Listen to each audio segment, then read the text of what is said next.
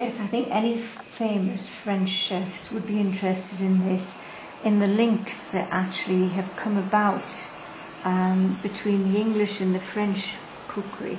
And obviously at that time there was a huge French influence in England, and they were starting to move away from that.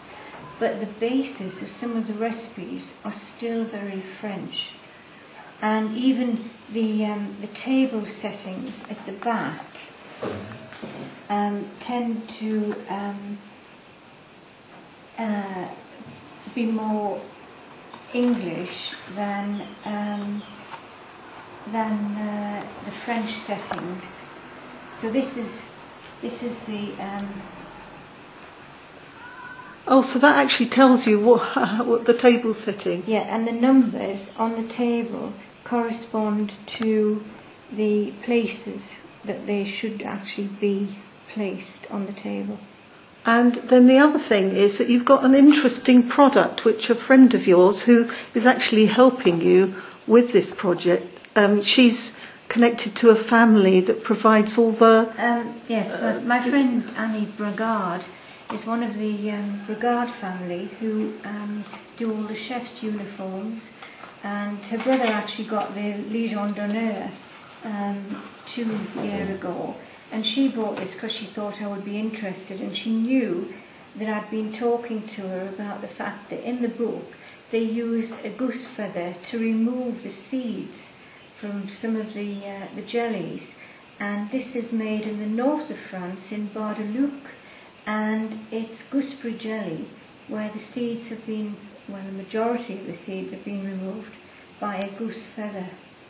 So do you think then that Elizabeth Marshall had schooling from France, or did they learn from her? Well, she could have been taught with or worked with a French chef, and it could have it's got those influences. I mean, she must have worked with a French chef because of the truffles and the morels, the way she uses veal with artichokes and morels, and also all the oysters in the way that they're done.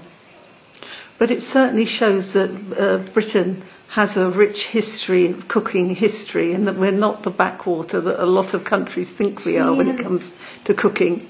She uses 30 oysters in one omelette. And when it comes to the pickled oysters, which I've done like many variations of and done a type of fusion type selection, you start off by opening 100 oysters. So that must have taken some doing. I mean, this must have cost you a lot of money so far. It has. So, I mean, but how would she have these things? Would they have just come off the boats at the docks? I think there was oysters grown in where we call Bude Bay, which is just beside Lindisfarne, the island, because the monks on Lindisfarne from about 1300 gathered oysters from the seabed there.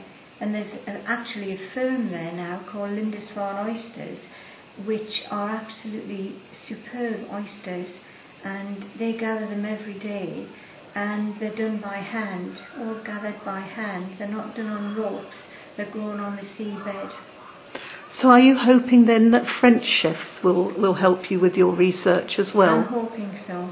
Right, so that's something extra for the book then, and well, it's good luck for that.